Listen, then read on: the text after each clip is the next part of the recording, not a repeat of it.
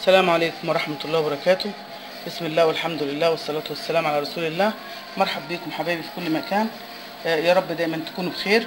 النهاردة أنا هعمل لكم طريقة ممتازة جدا لعلاج الترهلات اللي في الوجه ويقي الوجه من الشيخوخة المبكرة، واللي يكون عندها يعني زي 50 فيما فوق، تحس إنها كأنها طلعت توها من الكوافير بماسك فظيع جدا رهيب، يعني جميل جدا. طبعا انا من قبل عملت لكم وصفة الجرع لترهلات الجسم، وقلت لكم الجرع اللي هو اليقطين تشيلوا البذر بتاعه اللي هو دوت وتنشفيه.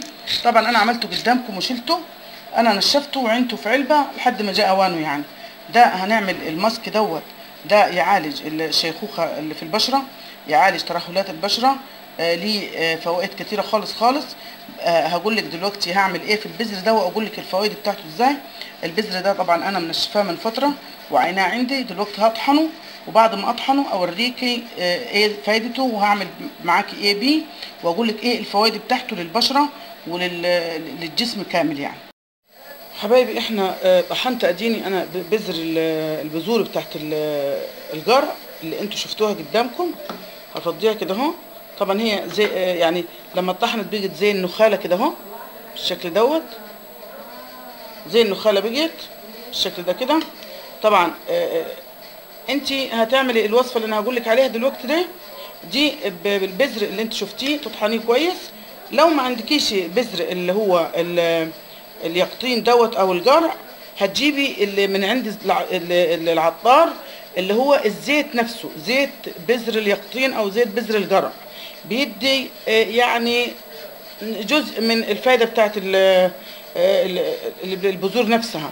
البذور نفسها دي هي شوف المكونات دي كلها، سواء الزيت او البذر بتاع الجرع زي كده اهو، دي تساعد اول هام على الترطيب العميق جدا للبشرة، بتخلي البشرة مرطبة جدا جدا، بتجدد خلايا البشرة.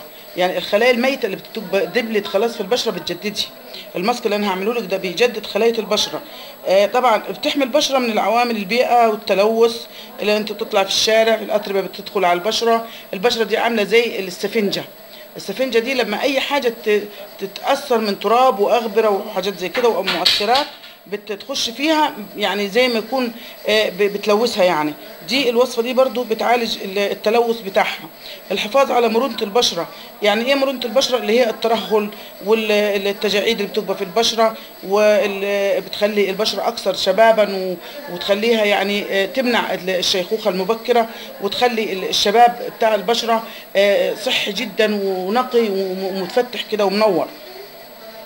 بتكافح برضو حب الشباب. الوصفة اللي هعملها لك دي برضو بتكافح حب الشباب. ما كانش كده يبقى الزيت بتاع بذر اليقطين برضو، وما ينفعش البذر بتاع الجرع اللي هو محمس اللي بيجي من عند المحمسة، لا، لازم البذر اللي طالع من الجرع وتنشفيه، ياخد فترته في التنشيف وتطحنيه بالشكل دوت. لكن لو هتجيب البذر اللي هو البذور اللي هو اللب اللي عند بتاع المحمسة اللي هو مملح ومحطوط له مواد، لا ده ما ينفعش خالص. احنا عايزين البذر الخام اللي زي كده اللي طالع من الجرع اللي انا عملته قبل كده وطلعته له، قلت لك احتفظي بالبذر اللي هو هنعمل له بوصفة حلوة خالص. طبعا دي برضو بتكافح حب الشباب، مصدر غني جدا بمضادات الأكسدة. دي بتأخر برضو الشيخوخة المبكرة، بتأخر التجاعيد اللي في الوش، بتأخر الترهلات، ما بتخليش يعني تفضل بشرتك نقية على طول، تهدي من التهابات البشرة. يعني انت لو في بشرة حساسة، بشرة جافة، بتبقى دايما اي حاجة بتحطها في البشرة بتبقى فيها احمرار، دي بتهدي من الاحمرار وتهدي البشرة الحساسة. وبرضو بتعالج الحساسية وعلاج الطفح الجلدي والاكزيما والحساسية المفرطة اللي في الجسم، برضو دي بتعالج كل دوت. هنعملها بطريقة بسيطة جدا. طبعا احنا برضو زي ما انا كنت عاينه البذر نفسه في برطمان جزاز وعيناه، برضو نفس الكميه دي انت تعينيها. هتاخدي منيها معلقتين كده صغيرين، تاخدي معلقتين صغيرين كده اهو في اناء، وتحط عليهم زيت اللوز المر. زيت اللوز المر هتحط عليهم، تعجني الكميه دي بيه. طبعا زيت اللوز المر ده اصلا ده خصيصا للبشره، للحاجات الخارجيه فقط. انما زيت اللوز الحلو دي ممكن الحاجات الداخليه اللي هي علاجات يعني. تاخدي كده زيت اللوز المر وتقلبي كده اهو لحد ما تتجانس معاكي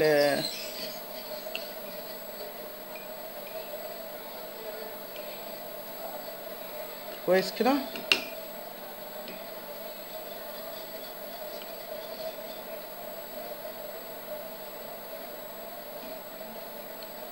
كده تمام. هو طبعا انا عامله لك كميه صغيره، انت على مقدار اللي انت هتعمليه. عايزه تحطي 3 معالق وتكملي بزيت اللوز برضو براحتك. انا عامله لك الكميه اللي انا هوريكي منها الماسك ازاي. هتقلبيها كده كويس خالص. طبعا دي ليها مفعول السحر في البشره، دي هترجعك من 50 سنه فيما فوق. البشره السن عنديكي زي 30 يعني مش السن، يعني احنا مش هنكذب على ربنا، بس هي طبعا البشره تبقى كانك ما عداش عليك العمر خالص، تبقى بالشكل دوت. هتعمليها ازاي؟ دي هتستعمليها مرتين في الاسبوع او 3 مرات في الاسبوع. هتمسك كده اهو، دي زي ماسك ومقشر في نفس الوقت. تجيبي مكان زي كده اهو مثلا، وتفضلي بحته صغيره كده في بشرتك كلها وتعملي لها كده اهو كده. احنا عايزين الماده بتاعت البذره دي اتشبعت في الزيت، فاحنا بناخد الكميه كده اهو ونعملها كده ونسيبها على بشرتنا زي نص ساعه. دي تنفع للبشره، للوش وللايد وللمكان اللي تحت الرقبه والاماكن اللي فيها غمجان برضو زي كده اهو، في الصوابع، في الايد، في الوجه. واكتر حاجه يعني 99% ونص للبشره للوجه. تعملي لها كده تدلكيها شويه يعني لحد ما الزيت والبذر ده يتشرب في وشك، وبعد كده تسيبيها زي نص ساعه وتغسليها. تجيبي قطنه مبلله بماء الورد، ما عندكيش ميه ورد يبقى قطنه مبلله كده بميه دافيه، وتمسحي الاثار بتاعت الزيوت.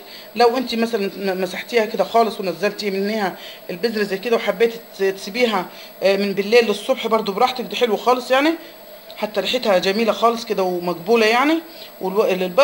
الطريقه دي يا جماعه ممتازه جدا جدا. ما عندكيش البذر اليقطين او بذر الجرع الخام اللي احنا مطلعينه من الجرع نفسه اللي انا عملته لك قبل كده برضو، ولو انت عايزه تشوفي الطريقه ارجع الفيديوهات القديمه وتشوفيه.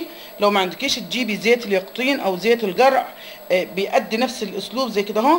هتضيفي معلقتين زيت اليقطين على معلقتين من زيت اللوز المر زي كده اهو، وتحطيهم على بعض، ونفس الاسلوب اللي بتعمليه هنا تعمليه في الزيت برضو.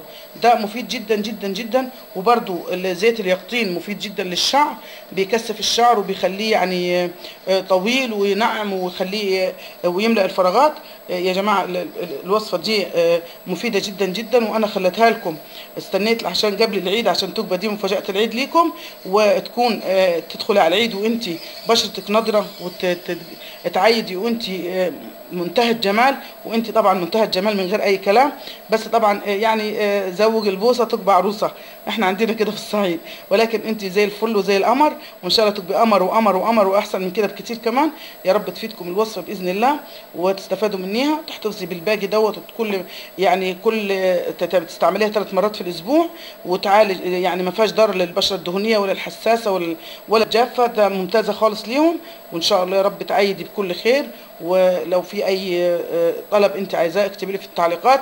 معلش انا برضو مقصره شويه في رد على التعليقات، بس برد والله على قد ما اقدر.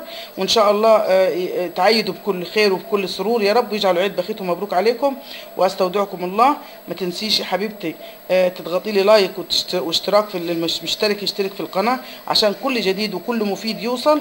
بعمل لكم حاجات بسيطه جدا، حاجات في متناول الايد، حاجات من البيت نفسه مش بتشتريها من بره، حاجات اصلا كانت بتترمي واحنا بنستعملها، حاجات نظيفه خالص مفيده جدا، بتبقى مدروسه جدا جدا.